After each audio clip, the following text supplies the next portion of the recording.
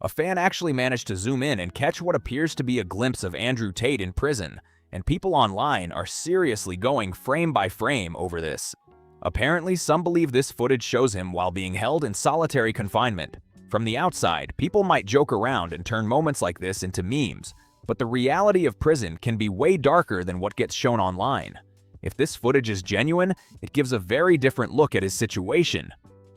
He's doing a keto. He's doing a keto. No. That is Andrew Tate right there. He's watching us record this video, and nobody's going to offer this perspective that we're going to offer. And Andrew Tate's the only one that's going to understand it, and he's going to take our advice, and he will fly us out and have a meeting and a podcast with us. Mark my word. The reality behind bars sounds way rougher than the clips online make it look. Andrew Tate has complained on X about his time in jail since his arrest, describing dirty water and constant stomach problems. According to his own claims, his stomach issues got so bad that he was struggling to control himself. He has also talked about having no visitors and claimed a neighboring inmate was a cannibal who would scream through the night. And think about that setup. Reportedly spending around 23 hours in solitary confinement can seriously mess with someone's sense of time, while screaming nearby could make getting proper sleep even harder. After weeks under conditions like that, the mental pressure could become intense. Then another claim started circulating on X. Andrew Tate and his brother are reportedly facing intense hostility and verbal abuse from other inmates at the Miami Federal Detention Center, with their lawyer reportedly arguing that they have a target on their back. Given the serious allegations and legal controversy surrounding the brothers, that claim immediately sparked even more heated reactions online. Andrew Tate has now taken to X with another dramatic update from behind bars. He tweeted, "Day 11 in the special housing unit. This is punitive housing for people who murder their cellmates. No commissary, no phone calls, no yard time. The worst conditions the US Gov provide terrorists and psychopaths. I'm innocent until proven guilty. Extradition detainee. I'm wanted by a foreign state and I'm American citizen, so why am I here?" Tate also claimed he's receiving thousands of letters from the UK. According to him, they all say that we're heroes and that everyone loves us and nobody in the UK believes the government. They're also asking why the US is treating me this way. I wish I had an answer. That's his version of what supporters are apparently telling him, but there's another major side to this story. Andrew Tate and Tristan Tate have faced serious allegations involving women in the UK, which they deny.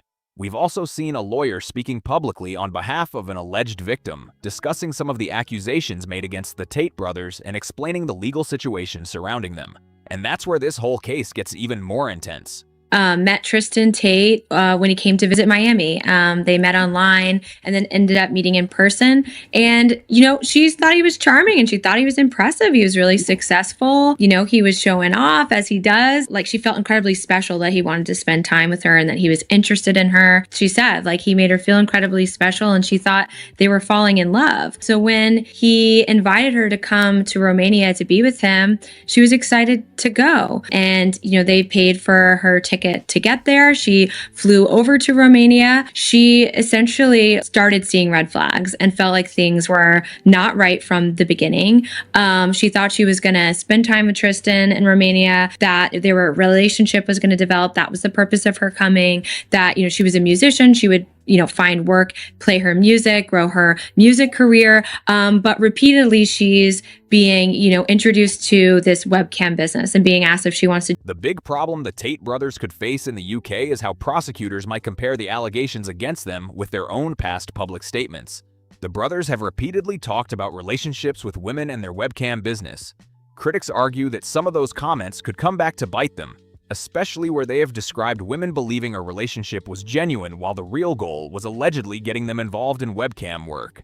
Now, that doesn't automatically prove the criminal allegations against them, and the brothers deny wrongdoing. But no matter how much they argue the case is politically motivated, their own recorded statements could still face serious scrutiny if prosecutors believe those comments support parts of their case. You don't have to do it, but just think about it. And here's someone who does it. And all of the women are living in a house together and they're all seem to be working on webcam. And now she's in this house, right? And there's sex toys and they're staying up all night. And people, these women don't seem happy. And all of them are in a relationship with one of the brothers, which is strange. Do they work there? Or are they in relationships? Why are they in relationships with someone they're supposedly working with? It didn't feel right. And she starts to panic. She formed a connection with another young woman there, Mary Doe. And once they started talking, comparing notes, they just realized that, they were lied to, that they were brought over here for some other purpose than what they thought. Something similar is often discussed under the term lover boy method, including in places like Amsterdam. The basic allegation in cases like these is that a person builds a romantic relationship with a woman, gains her trust, and then uses that emotional connection to pressure or manipulate her into sex work or other commercial activity. And that's where the accusations involving Andrew and Tristan Tate get serious.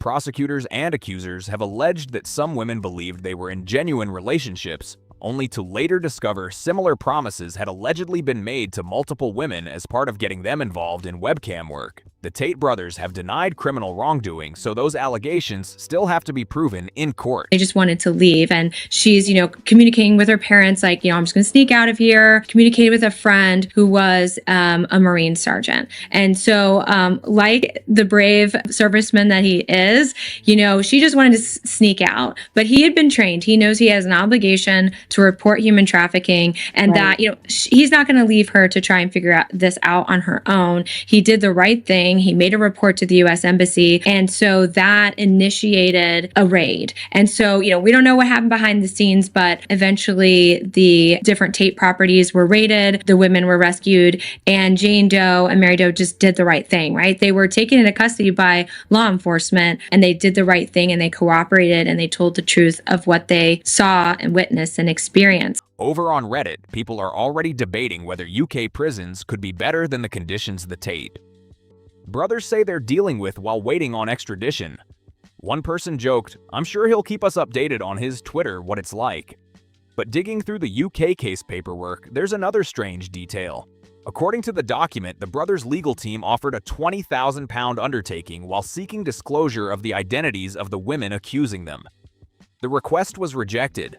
The document states that on August 11, 2025, the CPS again rejected the offer, telling the complainants, "Whilst you've offered the undertakings that your clients will not disclose the complainants' identities and would pay £20,000 if they did do so."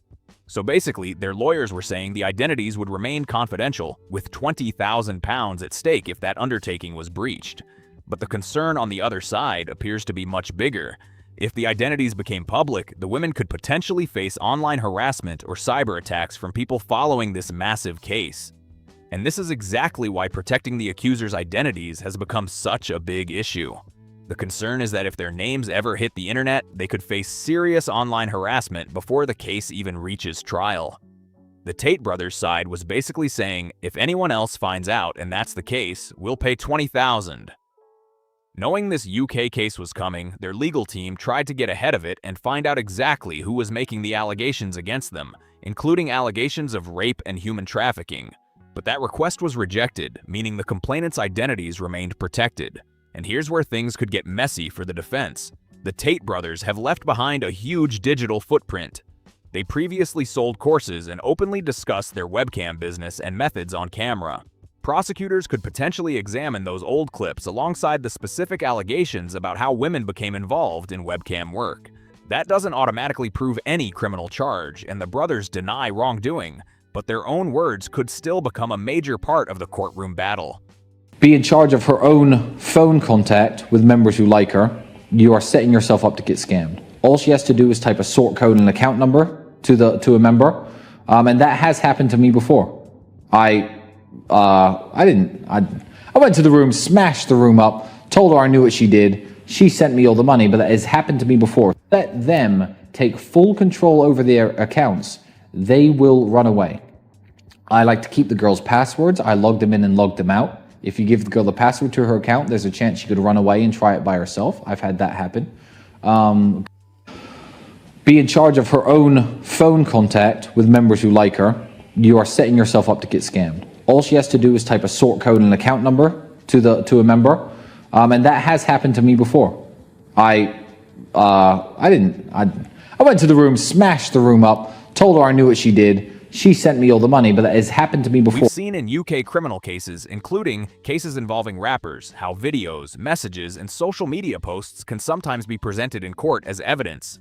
If prosecutors are allowed to use relevant old Tate footage, a jury could end up hearing the brothers' own words and deciding how much weight those statements actually carry. And that's a major issue here because manipulation can allegedly happen in many different ways. Andrew Tate also became extremely outspoken and built a massive online profile, which naturally brought far more public attention to everything surrounding him. But along the way, he left a huge digital footprint. Old videos, interviews, courses, posts, and clips that aren't easy to make disappear. In a courtroom, context still matters, and saying something online doesn't automatically prove that a crime happened. But the potentially damaging part for Tate is that prosecutors may argue some statements he made years before becoming this famous lineup with elements of the conduct he's now accused of. The prosecutors in Romania allege that Andrew Tate was in charge of the business. In the past, he's played up his role. I had 4 premises and I had 75 girls on the books. They weren't all working at once, but I had 75 girls who would do like 1 shift a week or 3 days a week or 7 days a week. 75 women worked for me at the peak of it all. So how many women worked for you? Don't know. Can't remember. You were saying 75 at some point? Yeah, that's a complete lie. I'm not making up the numbers. Sure. Everything I'm saying now is everything I've seen on your website at some point. It's difficult for me to say exactly how many women worked for me. I can't think of a number. There was a while when I was involved in managing some women. This is 10 years ago at the very beginning of it. And I made some money, but it's not the beginning of my empire. It's not why I'm successful, and it's not something I have anything to do with anymore. Tate denies the criminal allegations, but if those old statements are admitted as evidence, his own digital history could become a serious problem for his defense. Andrew Tate already had a controversial kickboxing career, but the bigger argument is that his webcam business appears to have played a major role in building his wealth and online empire. Without the money he says he made from that business, would he have had the same resources to push his content across so many different channels and turn himself into a massive internet personality? That's what makes his origin story so controversial. In the case file, the women say they were not allowed to leave the house on their own. How much freedom did the women that worked for you have? They didn't work for me. They worked for themselves, and I helped them with a few things. I had less control over them by helping them out than any normal boss of any normal job would have control. I just helped them find a cameraman. And the idea that I had control is absolutely insane. I had less control than the boss at McDonald's has over McDonald's employees. But Andrew, what you're saying is diminishing your whole webcam business to just being the person who found the cameraman for the Correct. women. I'm telling you, there was never a substantial webcam business that made £300,000 a month. So you lied about it? It was, I wouldn't say it was a lie. Certainly there's been a lot of exaggeration online. I'm certainly not the only one guilty of it. I think everybody on Instagram is exaggerating. Filters exist. Rented cars exist. People exaggerate on the internet. I'm the only person who's being punished for it.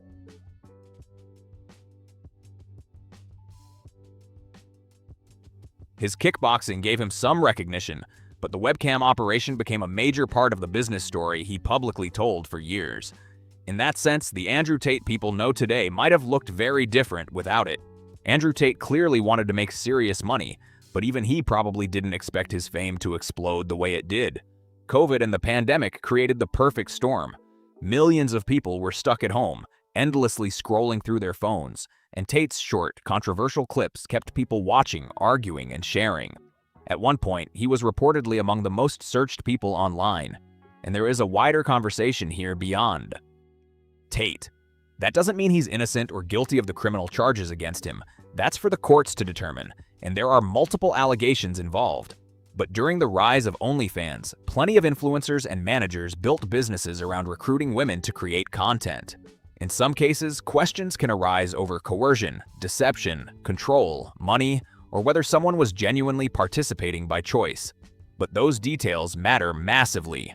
Simply managing someone's account, renting a mansion, or working with adult creators does not automatically equal manipulation or human trafficking. Prosecutors would need evidence that specific criminal conduct actually occurred. I wasn't even like trying to make it happen. It's like someone low-key came to me about it, or like I was talking to someone about it, and it all kind of just happened. And then from there, I kind of like never looked back, and I just kept scaling it. How many girls do you have now? Right now, I have like 6, 7, but I had like a lot, like double that at a point. But I kind of just like keeping it small and just focusing on like, you know, just making everyone as big as possible. Because sometimes you have to spread yourself too thin across, you know, too many people. So while Tate's case is uniquely high profile, the legal questions around consent, coercion, and exploitation could potentially affect other people operating similar businesses too. And that's what makes this whole Andrew Tate situation so wild.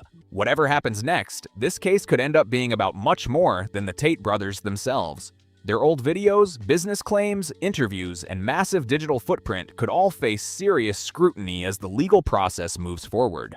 Tate and his brother deny the criminal allegations against them, and ultimately, it's going to be up to the courts to decide what is actually proven. But one thing is clear. The same internet that helped turn Andrew Tate into a global name has also created a permanent record of things he said years ago. Now the question is how much of that will actually matter inside a courtroom? What do you think happens next? Drop your thoughts in the comments, and if you enjoyed the video, make sure you like, subscribe, share it with someone who needs to see it, and comment below for more.